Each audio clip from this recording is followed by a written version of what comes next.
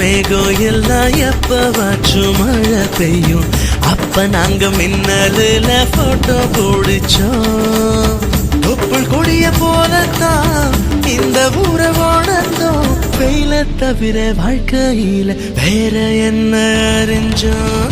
வெயிலோடு விளையாடு, வெயிலோடு உறவாடு, வெயிலோடு மல்லு கட்டி ஆட்டம் போட்டோமே. நெண்டூரும் நரிவூரும் கருவேலங்காட்டோரும் தட்டானாய் சுத்தி சுத்தி வட்டம் போட்டோமே. பசி வந்தா குரு